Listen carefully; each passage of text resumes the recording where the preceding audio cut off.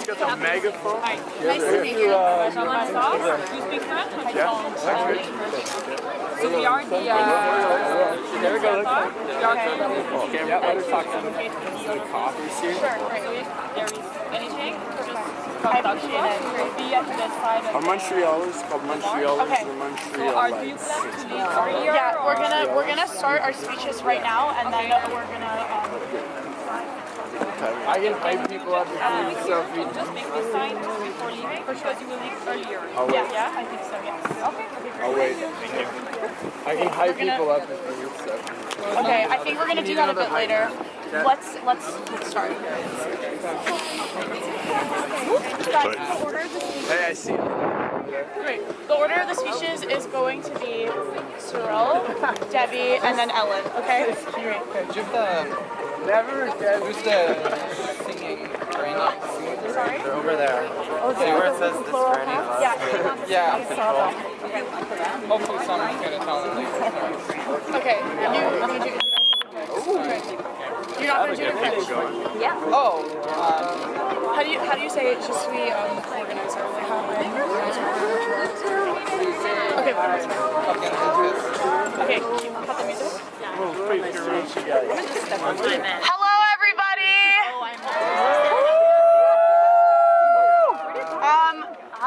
My name is Sophie Seidmare, and I'm one of the head organizers for the March for Our Lives Montreal campaign. First and foremost, I want to thank all of you for coming out here today, and for posting on the Facebook event and just being awesome in general. I'd also like to thank the Montreal Police Force and all of the volunteers for making this event possible, as well as the many journalists who have spread awareness about this event. Although this is an American issue, we believe that it is our duty to stand in solidarity with our neighbors, as this is no longer a partisan dispute. It is merely a question of our humanity. This is no longer about the Second Amendment. This is no longer about Democrats and Republicans. It's about ending this issue once and for all. Once and for all. Marches in support of March for Our Lives are taking place as we speak in cities around the world, from as close to Toronto to as far as Dublin, Ireland. By gathering here today, we will show American lawmakers that the world is behind this cause and will not stand for this injustice any longer. The time has come for change, and it is up to us to pave the way. Now we're gonna have our first speaker, Cyril Yared. Oh, okay, so introduction in French.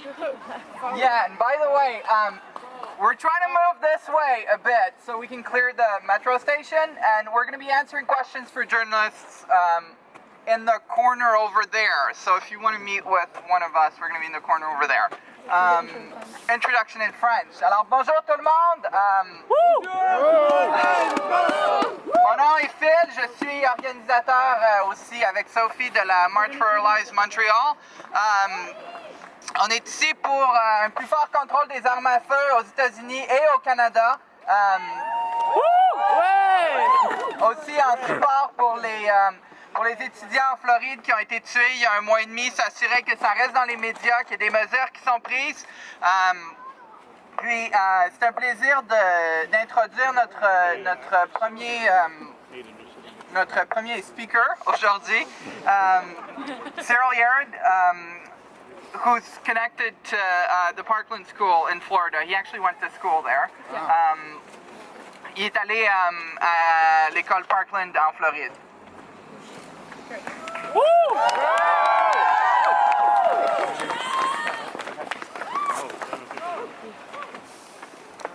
Her name was Carmen Shentrup. Only a year ago, she was sitting 3 rows in front of me in my calculus class.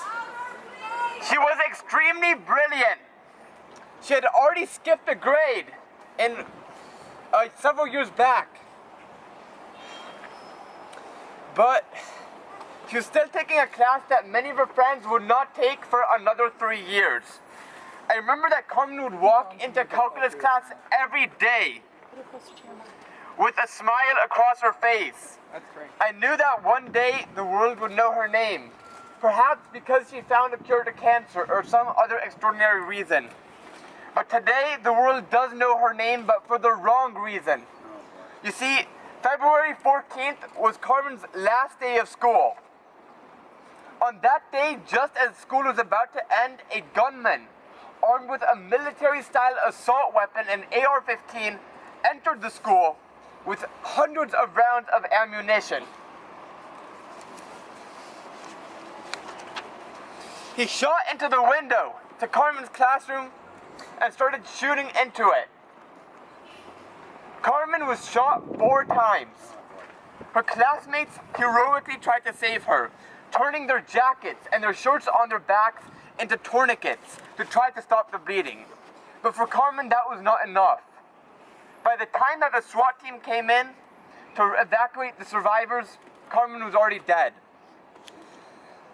She was left in that room where minutes earlier she was learning along with the rest of her classmates.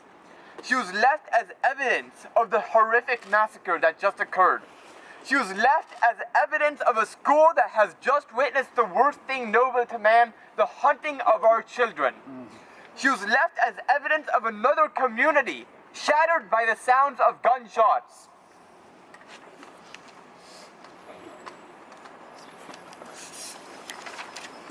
Carmen was left along with 16 other students and faculty. Alyssa Al-Hadaf, Scott Beagle, Martin Duque, Nicholas Dwart, Aaron Weiss, Jamie Guttenberg, Chris Hickson, Luke Hoyer, Kara Logren, Gina Montalto, Joaquin Oliver, Elena Petty, Meadow Pollock, Helena Ramsey, Alex Schachter, and Peter Wang. They were left as evidence that in the United States we have a broken system. They were left as evidence that we have prioritized the right to bear military-style weapons over the right to life. Woo! They were left as evidence of the stubbornness of the lawmakers to even implement the most simple gun control measures. Over 7,000 of our children have perished in our own hands since Sandy Hook in 2012. These children are left as evidence that we have done nothing to protect them. I want to be clear that these children could be any of our children.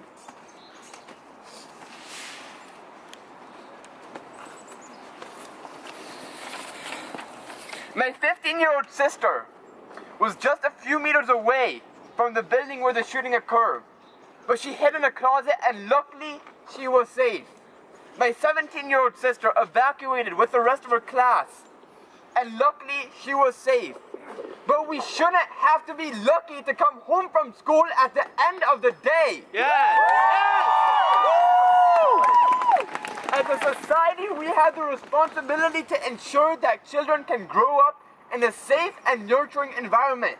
At a bare minimum, we have a responsibility to make sure that children do not have to fear that they will become the next victims of gun violence every time they enter the classroom. Here in Montreal, after Polytechnique, you all stood up to the face of gun violence and called for change. You called for change, you persisted, and you got change. Here in Canada, we have universal background checks.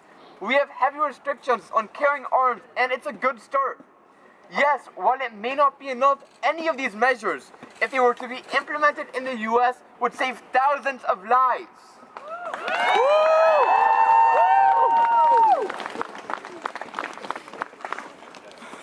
Yet in the US, our politicians believe that there's nothing that we can do after a mass shooting except for offering thoughts and prayers.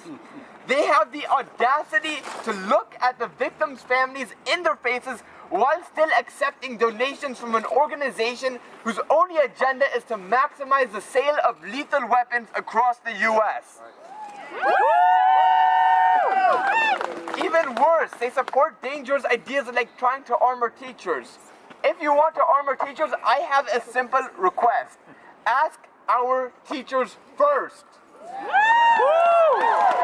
Most of them will tell you that the last thing they want to be armed with is a gun. Rather, they want to be armed with more resources that they need to teach the future generation. Yes! The politicians in the US cloak themselves in the Second Amendment. They use it to defend themselves from the responsibility of fixing this broken system. They claim that any form of gun control is unconstitutional. I will tell you what is unconstitutional. In the Constitution, it states that our government was established to promote the general welfare.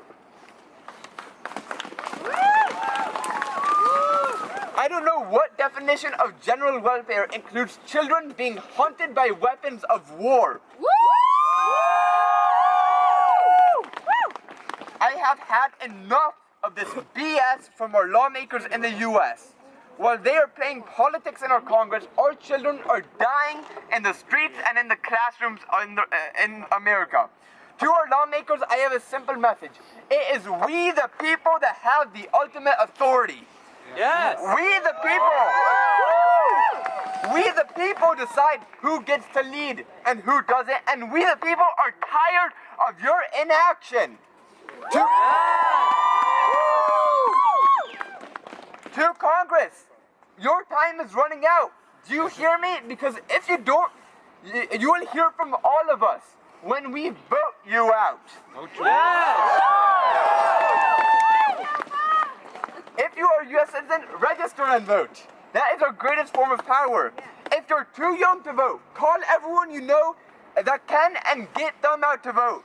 If you have friends in the U.S., text them, beg them, beg them to register and vote.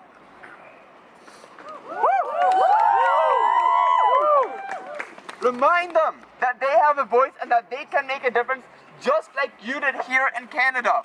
Tell them that the future is in their hands, but that they have to vote.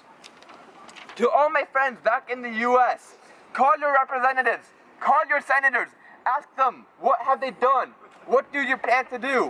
And if you don't like their answer, then there's one thing that you can do, that's vote them out.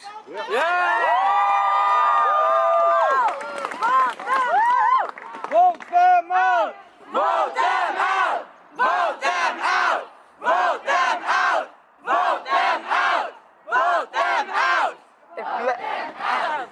If life is not a priority, if our children's lives are not a priority, then what is? While it is too late for Carmen, it's not too late for the children still here.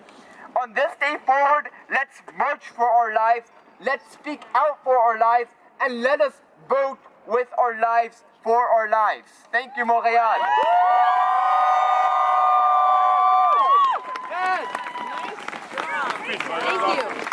Thank you so much, Cyril. Up next, we will have Debbie Decimetre, who has grown up in the Parkland community, but has decided to move and raise her family in Montreal. So she's going to share a few words with us about her experiences with this issue and what March for Our Lives means to her.